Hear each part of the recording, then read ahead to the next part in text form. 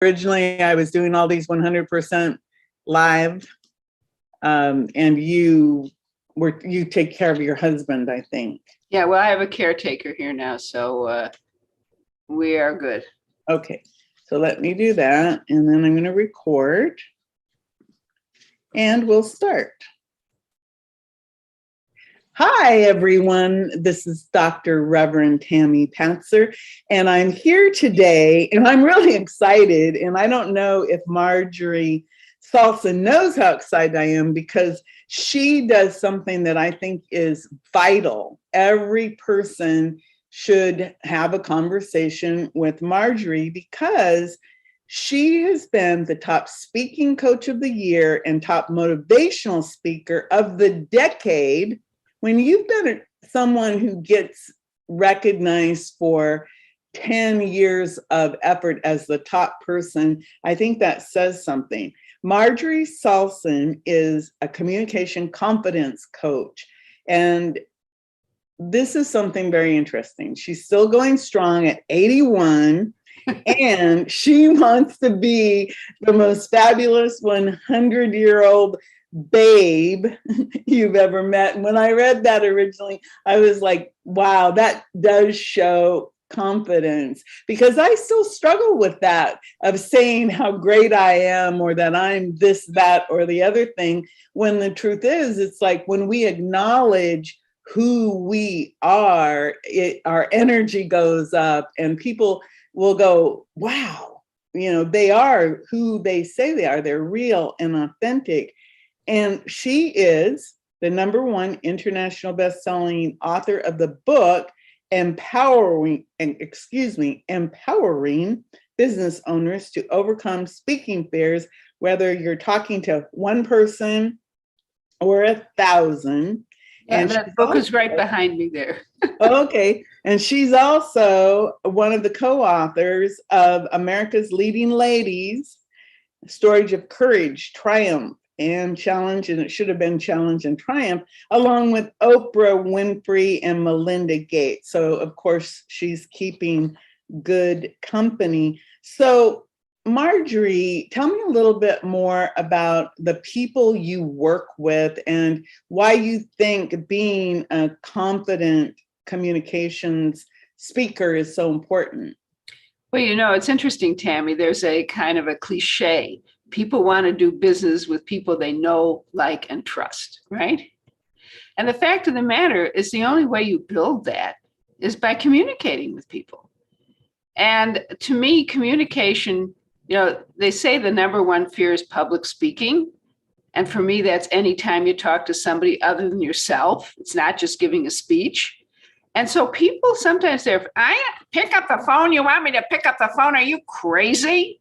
Go to a networking event, talk to all those strangers. I don't want to do that. So the thing is that when you don't communicate with people, you cannot, when you hide yourself, when you're not visible in the world, you cannot serve the people who need you. And for me, people need to know 3 things. It's 3 things. It's a 3-legged stool of communicate. If one leg is missing, and I call those legs what, how, and allow. What's your message? Is it clear? Is it concise? Is it in a language that resonates with your people so that they say, oh, she gets me? How are you presenting it? Are you getting up there and reading a speech like the most boring teacher you ever had in your life? Or are you using vocal variety and pausing and basically using presentation skills that engage and keep people's attention? And the third piece is the allow piece. Are you allowing yourself? Do you have the tools in your toolbox to deal with any nerves or fear that come up? And the thing is that people get nervous. It's not unusual. And people shouldn't, I shouldn't get nervous. This is not such a big, no. All of us have certain situations in which we feel nervous. And the question is, do you have the tools to deal with that so it doesn't sabotage your best efforts?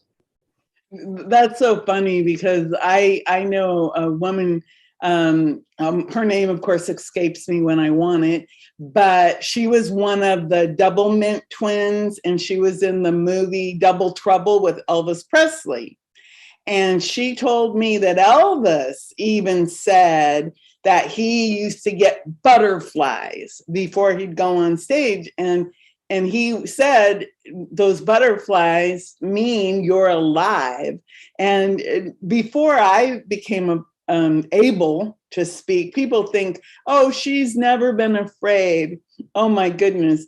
I used to practice in the mirror, and practicing in the mirror, I was terrified. My teeth would chatter. I would shake. I'd get the goosebumps and the chills. And that's how terrified I was, imagining the audience. And of course, why are we afraid of speaking? It's because we're afraid of being rejected.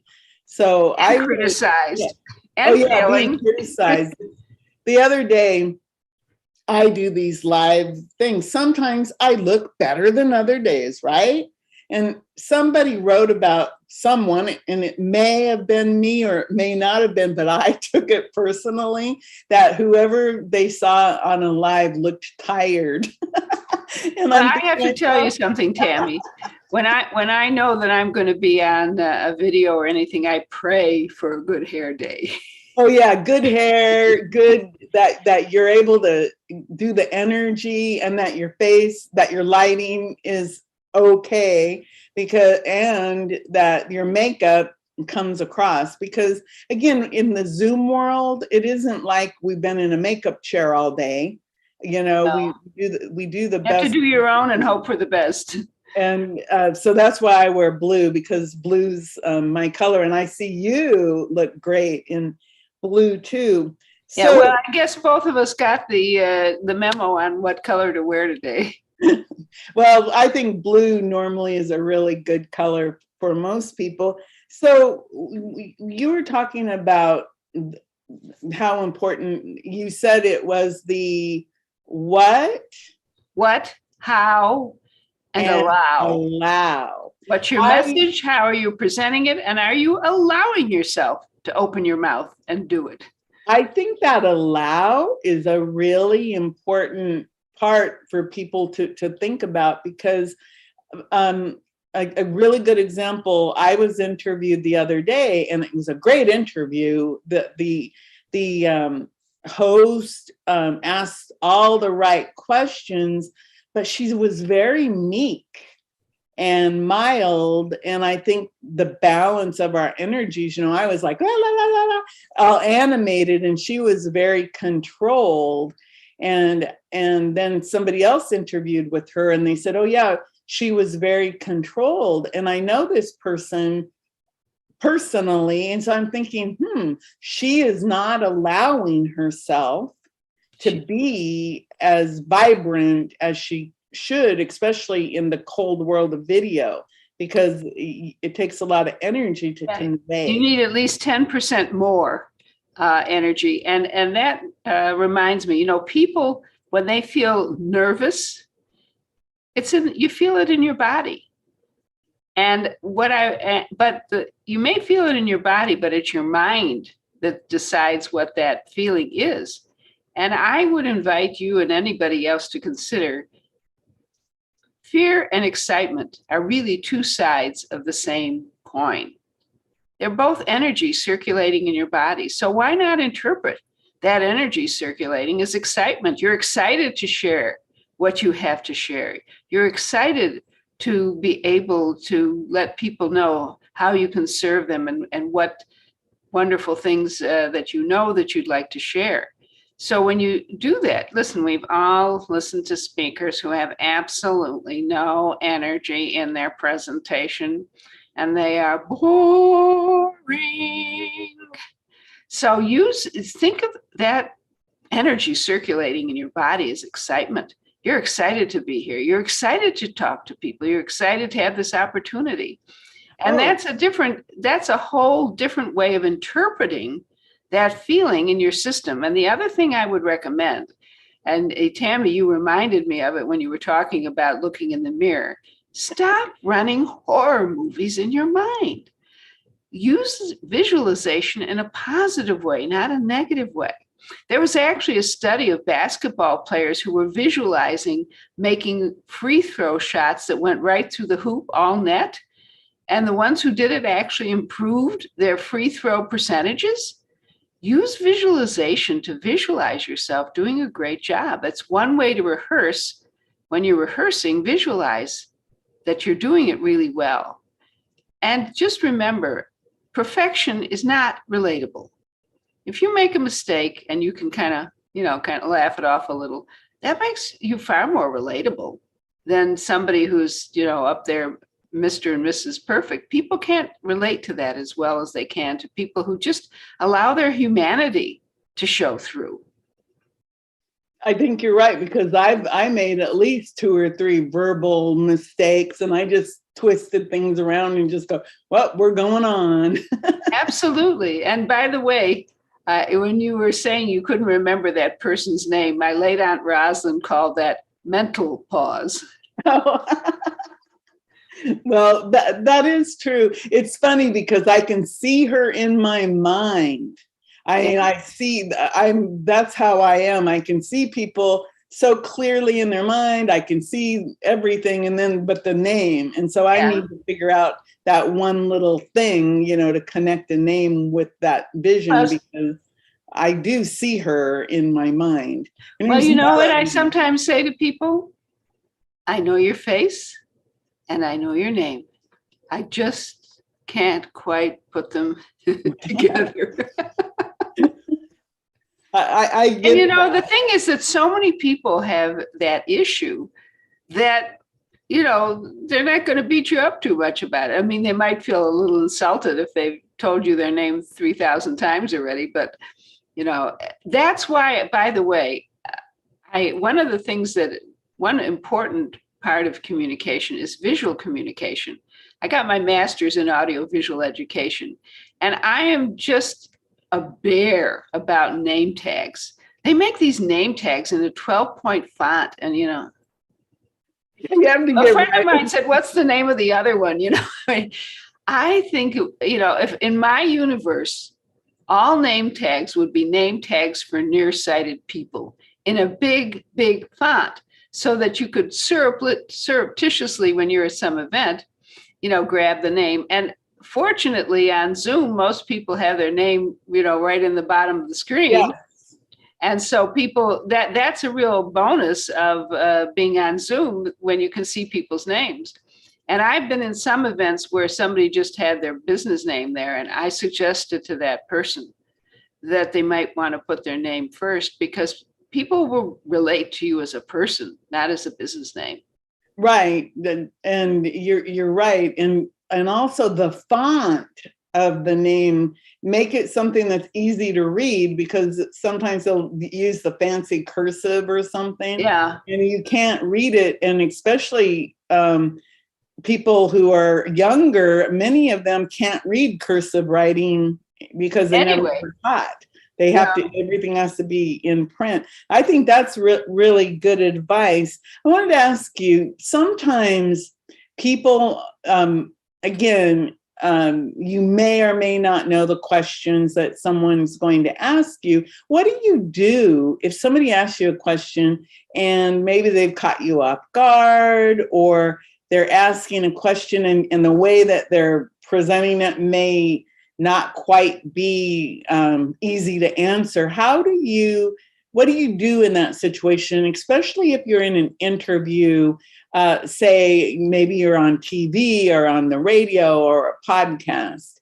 It's funny you should ask that. One of my early clients was in corporate, and he confessed that he spent every corporate meeting in utter dread being asked a question he couldn't answer, because he was afraid it would ruin his chances for a raise or advancement. So I came up with a system. Now, sometimes if somebody asks you something that's way out of your zone of genius, you say, that's not my area of expertise. You really need to ask somebody else that. But if it's something that you feel that maybe you should be able to answer, or you don't want to admit you don't, we humans, we hate to admit we don't know something. I don't know what it is about our egos, but I came up with this system that I call ACED, ACED, like I aced the test. The A, and the minute I say this, Tammy, you say, oh, I hear people do this all the time. The A is for acknowledge. That's a very good question. Or that's a very interesting question. Yeah. I The do C, hear that all the time. yeah, the C is for clarify, because the reality is you cannot give a good answer to a bad question. And sometimes people ask questions that are so vague, you need the Encyclopedia Britannica to answer it. So you say, I'm not quite sure what specifically you're asking about. Could you give me an example of the area that you're asking about? And part of this whole process, by the way, is to give your subconscious the chance to give you the gift of an answer, of channeling an answer. And the E is for illicit, E-L-I-C-I-T, not I-L-L-I-C-I-T, which means illegal. Illicit, meaning illicit, E-L-I-C-T, meaning to draw forth. That is not something that I have really spent a lot of time thinking about. Is that something, did you have some ideas about that? Or if you're in a group, you can say, is there somebody else who can answer this? Because that's not something I've studied up to this point. And the D is for deliver or delay. If your subconscious, oh, thank you, subconscious, allows you to channel the answer, then you deliver it. If it's something that you really feel you should answer, then you do the delay. You say, that is something I really would like to research and get back to you. Let me get back to you in however many days, 2-3 days with the answer. And then you do it. And what's interesting about this, people are afraid if they say they don't know something that they're going to blow their expert status and their authority status. I would argue it's the exact opposite. When you can say that you don't know something and you'll get back, the trust level of what you do say goes right up through the roof, because people know you are not going to try and finesse an answer, fake it till you make it. They will know that if you will not give an answer or share information that you do not know to be accurate and true.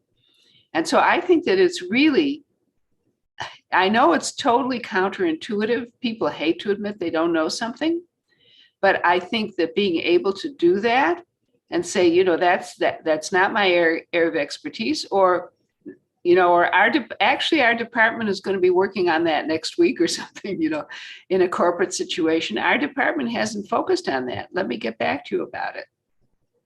We're going to be, dealing with that issue next month or something. I don't know. But the thing is not to try, and people aren't fooled. Right. I think that makes a lot of sense, because if you're acknowledging it, you're trying to clarify it, and then you're trying to get more information so that you can figure out what the heck the question really is. And then what was the other one? Oh, then you're either going to deliver or delay. And all of that makes perfect sense. And I think you're right, because the world, everybody wants you to be transparent and authentic and real.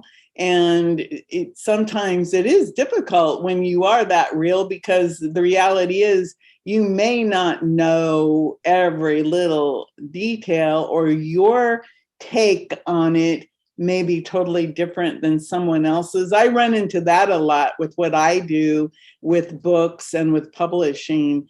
And even interviewing. What I like to do is have conversations.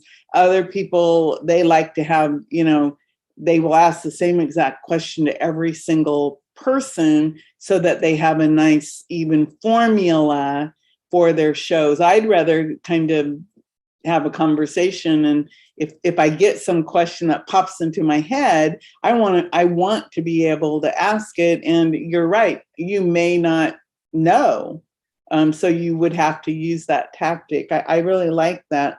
So you talked a little bit about that public speaking is, like they say, it's the number one fear, even above death. Yeah. So you gave a good example about switching that fear into excitement. Do you have any other really good tips that people could use? Absolutely. Because you feel the fear in your body. Mm-hmm. That's where you feel it.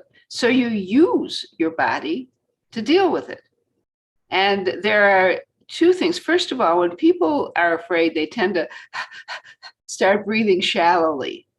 So focusing on slowing down your breathing, counting in for 4 or 8 or whatever, and breathing out slowly, that helps to give your body a very strong message that you do not have to run away because there is no tiger chasing you.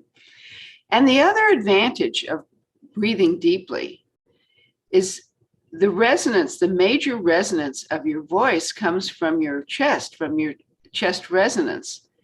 And so when you breathe in deeply, when you don't breathe in deeply, then nobody wants to listen to you because you don't have any resonance in your voice and you sound terrible.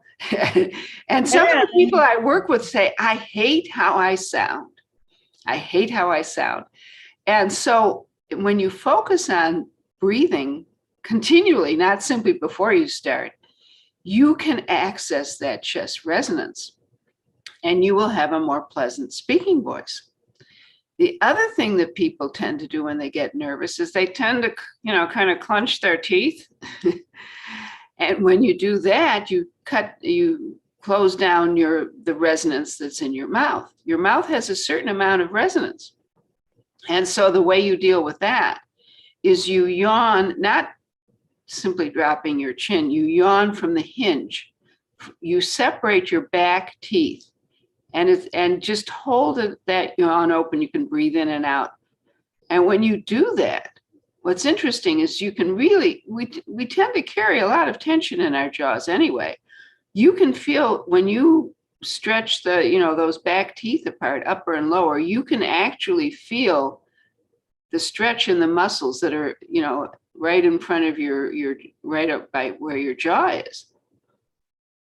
And as a matter of fact, I've been studying singing for years. My very first singing teacher from like 30, 40 years ago was a singer with the New York City Opera. And she told me that one of her fellow singers, some guy, before every performance, he would stand backstage and hold his mouth open in this huge yawn, separating his upper and lower jaws for at least 5 minutes. And you think about opera singers, they're very well trained. And they're not mic'd. They have to project their voice through a whole auditorium. So what he was doing was making sure, I think it was a double benefit. Number one, he was opening up his mouth as wide as possible to get as much mouth resonance in addition to chest resonance. But also it's a wonderful way of dealing with nerves. And I have one other suggestion. When I get nervous, my mouth gets as dry as the Sahara Desert. It doesn't matter that I hydrate regularly. I'm really a big believer in hydrating, but my mouth gets really dry. And so when I was studying voice acting, those people who do the commercials and the cartoons, I actually studied that, which I never became a voice actor professionally, but it gave me a lot of tools to help people with vocal variety so they don't sound boring when they speak. But one of the things I learned is if you rub your tongue on the roof of your mouth, it gets the saliva going. So, right. And sometimes either right before you're going up to speak or in the middle of a talk, it's not convenient to grab your cup of water and take a drink. So you can do this. And one of the things when you're speaking, it's really important periodically to pause, especially if you want something to really sink in, pause. Give people's brains a chance to really get the point you've made. And that's a perfect time if you're getting dry to rub your tongue on the roof of your mouth. Now, don't do it like that. Do it subtly. Yeah, it's funny, as you're speaking, I'm obviously, and I'm going, oh my God, because I consider myself a wet mouth. if I were a Saint Bernard, I would be the wet mouth. You're the drooly dog version. Yeah. Yeah. But a lot That's of it's funny. A interesting. lot of people do have a problem with their mouth feeling dry. That with their Yes. nerves showing up that way, and part of it is they don't hydrate adequately. But I hydrate adequately, but I still get a dry mouth periodically when I'm nervous. Already, just in the short conversation we've had, I mean, I've listened to you, and you definitely have the vocal variety because you changed your voice. You pause, you've done different tones, different loudness. I mean, you really have demonstrated a lot of different techniques. So what do you think is the biggest benefit that people get when they work with you? Well, it depends on what they need. Some of the people who come to me because they're so afraid. I was working with a fellow who got an invitation to a big event, and he was one of those people that he couldn't even see the audience. He said he would see a gray wall. But I always have people share what they're going to say first, because to me, the foundation of communication confidence is knowing that you've got a good message. And I'll tell you, Tammy, he shared this message that he had written. I read it. I read it again. I read it again. I couldn't, So when we got together, his name was Michael. I said, Michael, I have to give you some tough love. I said, when I was at Michigan, I took a philosophy course, and I found those folks easier to understand than your message. And if I couldn't understand it reading it, nobody will understand it listening to it. But you have some great ideas in there. So I said, so let's do a little dental extraction and pull out 3 of your best ideas. 3 is a wonderful number when you're creating a message. That's about what people can remember, and it's what can create a decent length message that doesn't put people to sleep because they're sitting there, oh, when is this person ever going to finish? So we created a really good message. And as we were creating it, I had him practicing how to say it.